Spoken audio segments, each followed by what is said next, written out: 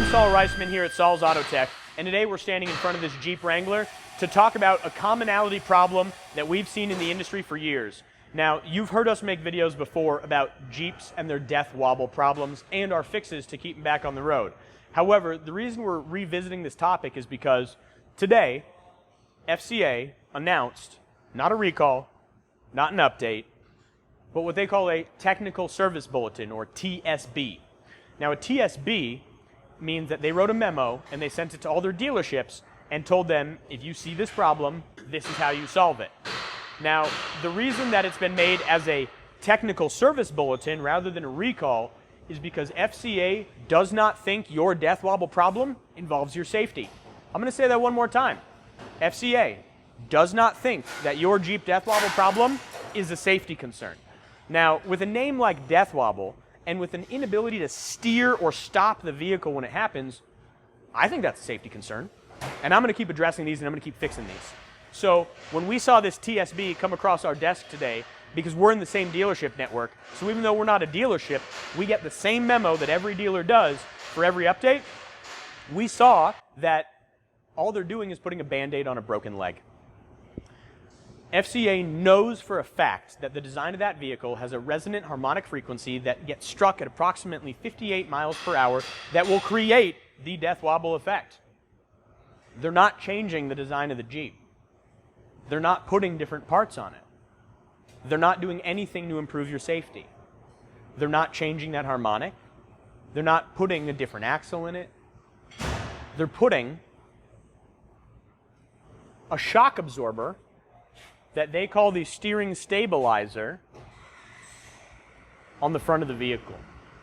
Now, the way these vehicles are designed from the factory, we have a crossover steering, meaning the steering componentry from the frame rail at the steering gearbox will steer the passenger wheel and then has a link that drags the driver's wheel with it.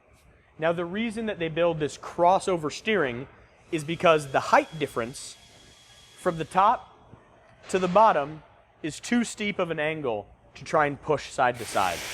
As a result, we use this crossover design. On some old Wranglers, you'll see it mounted to the middle of the arm. On some newer Wranglers, you'll see it mounted directly to the knuckle.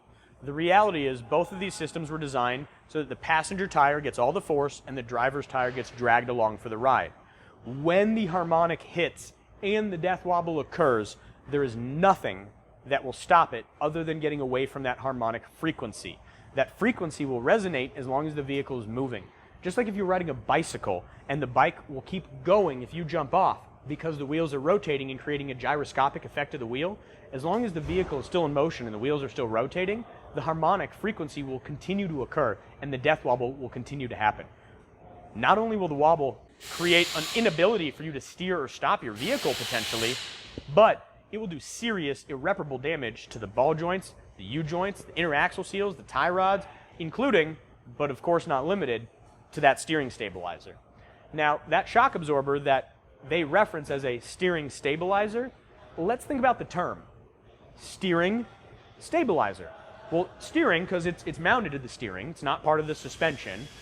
Stabilizer, it's designed to create stability. Well, why, if the vehicle is inherently so unstable, would we just put a bigger stabilizer on it? Why wouldn't we stop what makes it unstable? Now, FCA doesn't care. So FCA issued a technical service bulletin that says if you come in with a Jeep and you say it's got death wobble and you're angry and you want them to fix it, that all they need to do is remove 2 bolts, remove that stabilizer, throw it away, and put on a new one that's a little bit thicker. Now, the reason it's a little thicker is it holds a little bit more fluid. And what that means is when the front of your Jeep is smashing side to side, shaking itself, it has a little bit more resistance from that shock absorber to stop that from happening. Now, the reason I say this is a Band-Aid is because a Band-Aid on a broken leg isn't going to fix the problem. It might look better. It might even feel better. We see it, placebo effect. We see it there. We think it's better. The leg is still broken. Putting a Band-Aid on it because it's bleeding a little bit isn't going to fix the bones. Putting a stabilizer on something that is inherently unstable We'll just make it a little bit better. One common issue that I've seen in my 10 years of experience working with Jeep death wobble vehicles on the 25,000 of them that I've solved is the fact that most owners will go to multiple auto repair facilities before they find us. Once they find us, we solve it, we cure it, and that's what we're here to do for you. But the reality is, most auto repair shops don't see this every day. Most auto repair shops will see what's going on and recommend a steering stabilizer. If I could count how many times I've brought a vehicle into my facility and was told by the owner, it's got death wobble, it doesn't need a steering stabilizer, we just put a brand new one on. And I will bring the owner in and show them that their new stabilizer is already leaking and deteriorating and failing. And they go, I don't understand. I put the stabilizer on, the death wobble went away. Why is that new part failing? Well, the reason it's failing is because it is that Band-Aid on a broken leg. As a result, it's designed to take a little bit of that abuse. That'd be like me telling you, I want you to run 100 miles today, but I know your feet are gonna be sore, so I'm gonna put a marshmallow in each of your shoes. And you would look at me and say, that's crazy, Saul, that's not gonna change anything. And I would say, it'll make it a little bit softer. And when you hit that resonance of smacking into the ground and you feel that impact go into your entire body, your ankle, your knee, your hip, into your low back, your kidneys, where you feel it after running all day, I would look at you and say, that marshmallow made it a little easier. It felt a little softer. Wasn't that better? Well, if you've got a Jeep, that's what Fiat is telling you right now. Fiat Chrysler America is telling you that they want to put a marshmallow in your shoe and tell you to keep running because it's going to make it softer.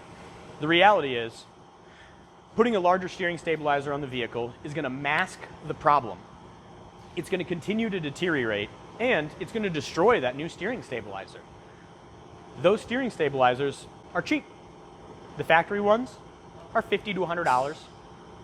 The new replacement ones are only about $95. Why would they want to put such a cheap part on this? Because they put a cheap part as a replacement, it saves FCA money. Wasn't that what we care about? Saving FCA money? No one cares about your safety other than us. FCA obviously just cares about making a dollar. They actually issued in their statement saying that they'll never issue a recall for this because it's an engineering and manufacturing combined failure. It's not that they manufactured the part wrong and it's defective, and it's not that they engineered it wrong and made it wrong, but it's a combination of the two. But they refuse to take ownership. Here at Saul's Auto Tech, we take ownership. You have a death wobble, I'm going to guarantee for life that it's never going to fail. If it does, we're going to replace it, repair it, or we're going to give you your money back. So rather than go to the dealership and have them go throw a Band-Aid on your broken leg because you've had death wobble, it's been unsolvable, and you think now that the dealership's going to do that, it's going to make your day better, call me in 60 days. Tell me how it goes after you have that repair done. I would love to inspect your vehicle for free, and I would love to go on a test drive with you. I want to ride around the block with you in your Jeep, pull your vehicle into our facility, and put an infrared temperature thermometer on that steering stabilizer so I can show you from a physics perspective that the oscillatory harmonic frequency that's resonating in the front end of your vehicle is being transferred from kinetic energy into thermal energy, which is then being dissipated by the fluid in that stabilizer. Will that help for a little bit? Of course. Is the answer to a heat solution just to give it a little bit more volume? Absolutely not. Now, I majored in physics. It's what I studied and got my degree in. And I apply that knowledge to build the repair system for your death wobble cure kit. That's why I guarantee it. FCA issued a technical service bulletin because it's not a cure. It's something that they're telling the dealerships to do when you complain, so that when they hear your complaint, they know what to say to you, because they hear so many complaints about the same problem. Now, in their technical service bulletin, FCA cited a very specific number. 370,000. 370,000 Jeep Wranglers were delivered in June of 2019. And only 2% of owners have complained. And FCA has made a public statement about that 2% number. Let's break that down. 2%, 370,000, 7,400 a day. Wow. 7,400 a month. 250 a day. 24 hours in a day. But most people are asleep for about 8 of those, so 16 hours, 250 calls, 250 complaints. So you're telling me that every 6 minutes, somebody files a formal complaint with FCA or the National Highway Transportation Safety Administration about this. Now, this doesn't mean somebody went to their shop and got told it's got death wobble and they need to fix it and they just went home angry. This doesn't mean somebody went to the dealership and said they've got death wobble and the dealership said, here's a Band-Aid.